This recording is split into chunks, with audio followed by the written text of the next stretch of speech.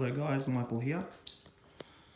Just wanted to do a quick review on the Hangar 9 60cc 1/3 .5 Xcub from Cub Crafters.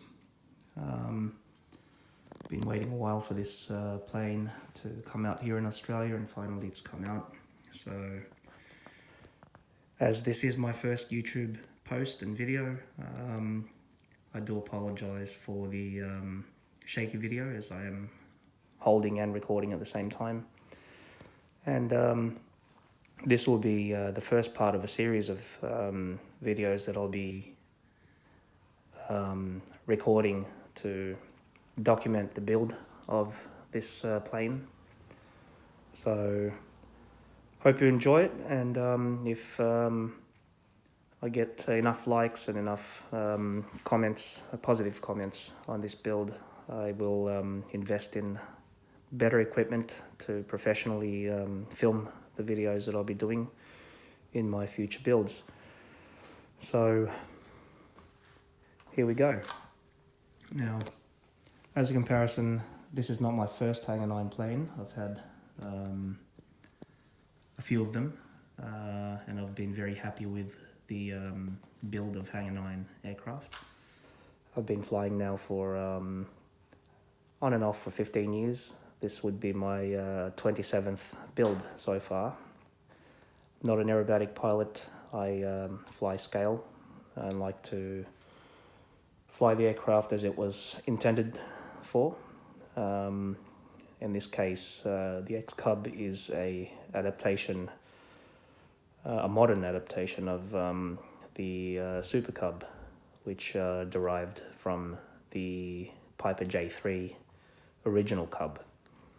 Now these aircraft are backcountry aircraft used mainly in STOL or STOL, short takeoff and landing, for the backcountry in the United States. However, these aircraft are also sold internationally, and I'm talking about the real one. I love the Cub platform so much that I've now got two of them. As I mentioned before, it's my 27th build. It doesn't mean I own 27 planes. I've built and sold a lot in the past. But as for Hangar 9, this would be my third one so far, or actually fourth one so far. I've had, my first one was a 60 size Nitro F4U Corsair. Second one was a Taylorcraft 20cc, which is also a Cub style aircraft. My third one is that one there, which is the Super Cub. Wings are over there. But I've brought it out just for comparison, so at the moment I do have two planes, and I intend to just keep two planes, as I just wanted the more modern version of this plane that's on the floor at the moment. And this is it.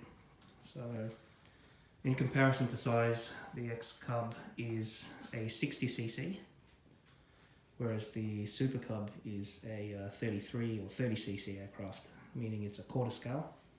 So it's quarter scale of the real aircraft, whereas this one is a 1/3 scale, 0.5. So it's 1/3 and a half. So it's not quite 1/3, as if it was a 1/3, it would be, I think, 3.4 meters in wingspan. This falls just shy of 3 meters. Whereas the quarter scale in a Super Cub falls just shy of 2.7 meters. It's 2.669. So it is much wider than the Super Cub, however, just looking at it in comparison to the width of the actual airframe. That versus that. Now later, I've taken the liberty of unboxing the aircraft beforehand, because I had nobody to hold the camera for me while I described the aircraft and what it has from the factory. But I have unwrapped just the fuselage section, as that is pretty much the most important thing, obviously, when you're unboxing and reviewing something, as it's going to have the majority of the features that people are going to want to see. But I will detail everything as the build goes by, and I'll be documenting each step as I take them. Now this is the airframe only, so this does not include all the electronics, the motor, the propeller, which are yet to come. I'm still waiting on them. Probably take another couple of days before I receive them. But at least it gives you an idea of what the box has inside it when you order it from your local hobby store. So when it arrives, it does come in a big box that's around about, I think, 6 foot tall, or 6 foot in length, and it contains the 2 wing halves, as you can see. Now this in the air will fall shy of just 3 meters, or just fall shy of 3 meters, at 2.97 meters, I'm pretty sure.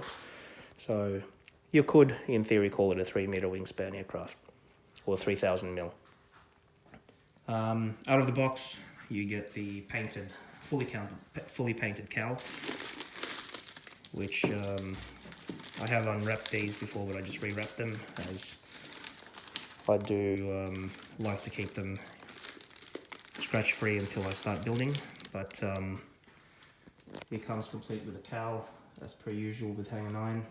They also include the 4-inch plastic spinner with the aluminium hub. Out of the box, now there are a few versions of this in terms of undercarriage that you can choose to purchase, but out of the box you get the Sullivan aluminium wheels with what feels to be rubber but foam at the same time, so it may be a hybrid of foam and rubber, but a very well designed tyre and wheel package. However, they're just a little bit too thin for my liking, so I might actually opt for the Jubro inflatable Tundra tyres, which unfortunately are only 6-inch, whereas these tyres go up to, out of the box, are 7-inch to make them scale. In any case, they'll make a good backup wheel and tyre set. I wish that could still purchase the PR bush wheels, but unfortunately the creator of PR bush wheels, the proprietor, has passed away. So while he's resting in peace, I'm sure unfortunately it leaves a void in the modelling industry, because he did create works of art for scale planes, especially the Tundra tyres. Out of the box they also give you options for both gasoline and electric. Now in electric form you have the option of buying a Power 160 E-Flight brushless motor paired to a Castle Creations 120 amp speed controller, and it'll run off 2 6S battery packs, recommended around about twin 4000 milliamp or 5000 milliamp. If I was buying electric, I would opt for the highest milliamp hour rating I can get, which I've had previous electric helicopter experience, and from experience with helicopters, I had twin 6S 5000s in my 800 size Align Dominator, which would be perfect for this aircraft. However, if you do wish to run this aircraft in electric, it will be slightly heavier. May be reaching around about the threshold of what they say in the box, which is 14.5 to 15 kilograms. If you choose gasoline, which I will be choosing, depending on the engine choice, in which case my engine choice will be a single cylinder 55cc DLE 55RA. I'll explain the reasons why in a second, but it should weigh around about the 1.5 kilogram mark, which if you read the specs on the 55RA, it rates at 12.5 horsepower at 1800 feet above sea level, carrying a 12.5 kilogram aircraft. Below that altitude, depending on obviously the altitude that you fly at your field, at sea level it's rated at 14.5 horsepower. Sorry, no, 14. It's rated at 5.5 horsepower. Correction. which will give you enough power to basically have a 1-to-1 or almost 1-to-1 thrust to weight ratio, depending on how heavy the aircraft is after you build it. My second choice would have been the DLE60 twin. However, with only a half horsepower difference between the 55 RA and obviously double everything, got 2 spark plugs, 2 cylinders. Just for ease of use, I decided to go the single cylinder, giving away the half horsepower. But the weight is going to be the biggest factor if you go the twin. You'll be risking obviously the 1-to-1 thrust to weight ratio. On a 55 RA, this will be plenty enough power.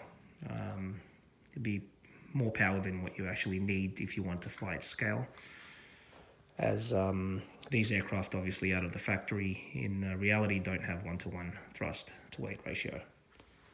But in any case, it's good to have.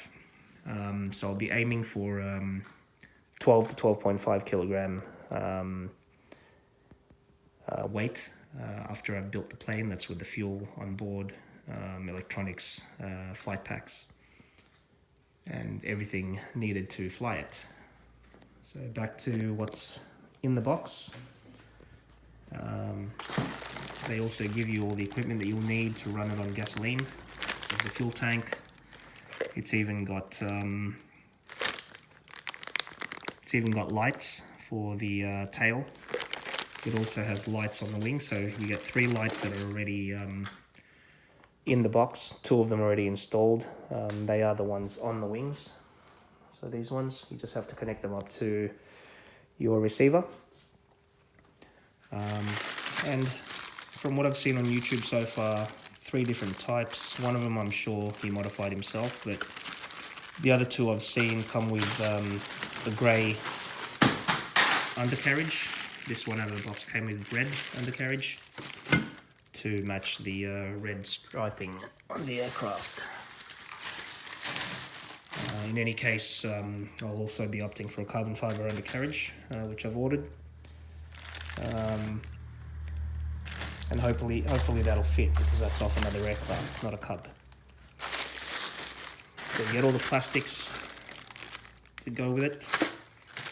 You get the seats, the 2 seats as they are in real life, in tandem configuration. Now what differentiates the Xcub from the Carbon Cub is this section here. The Carbon Cub cuts there.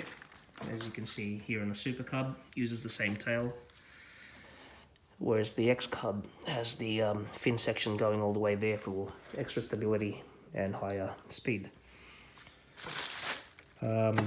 Tail surfaces and the horizontal stabilizer and elevators are all there, and also both wing halves. Now the aircraft does utilize 7 to 9 servos. 7 servos if you're running electric, 8 with the tow release that you can opt to install, because it does come with it in the box. However, if you're running gasoline, you can go up to 9 servos. 10 if you wish to use a internal electric choke or a servo powered choke, which I will be using. And because I don't tow sailplanes or gliders, I'll be just leaving the tow release disconnected at the moment. So onto the fuselage. The windscreen's already pre-cut.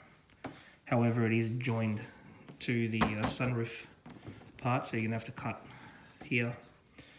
And I'm pretty sure there's a brace that this comes with out of the box. I'll have to read the instructions. But actually it's in here, it's already installed. So you just have to glue that into place along with this brace to let you lift that up and have access to it from the top. Now, unlike the Hangar 9 Super Cub quarter scale, which the electronics are mounted inside, not giving you much space underneath the aircraft, the electronics in the Xcub, I think they've thought out a little bit more. And being a bigger airframe, you've got more space, but the servos are mounted at the rear of the aircraft. But another thing is they are mounted underneath. So I'll just carefully lift this up so I can show how the servos go in.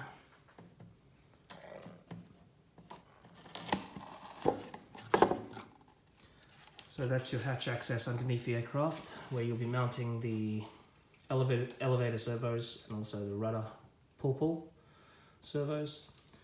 You've got extra room there for either flight packs or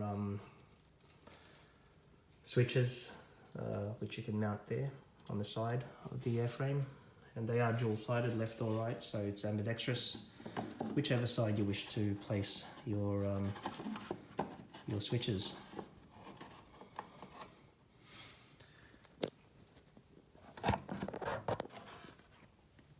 Once again, I apologise for the shaky video, but I'm alone at the moment and nobody's here to hold the camera for me.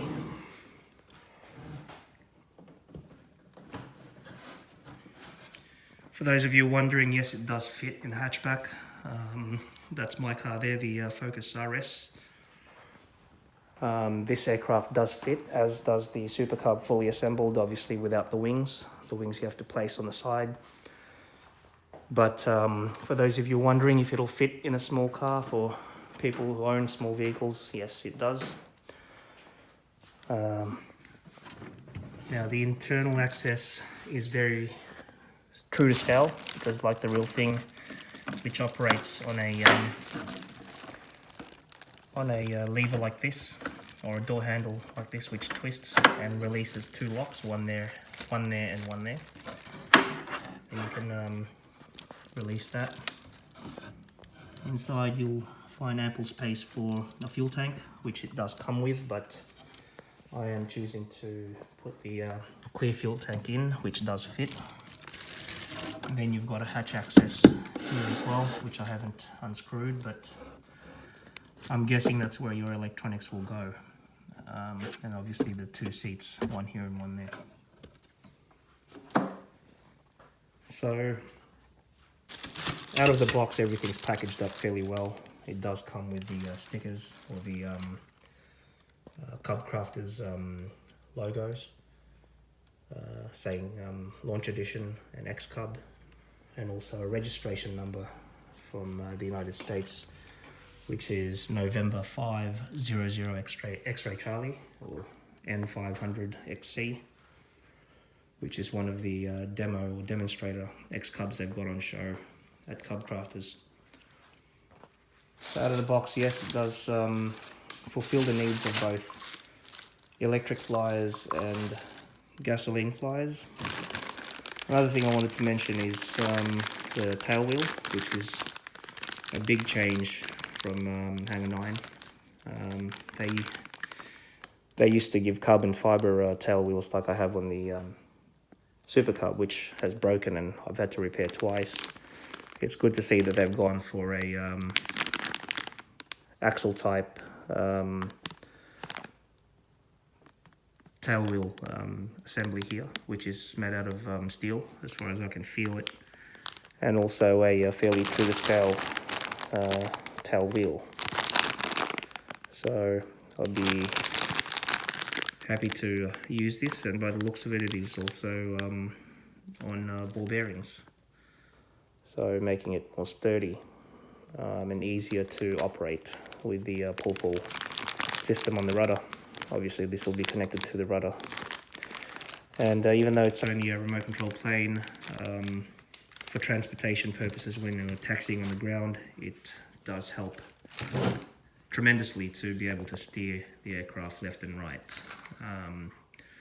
On the Super Cub there, I've had numerous instances where the tail wheel wasn't operational, and because these aircraft don't have brakes, unlike the real thing, where you can have what they call, I think, a suicide tyre or wheel, a rear wheel setup, where it's not sprung.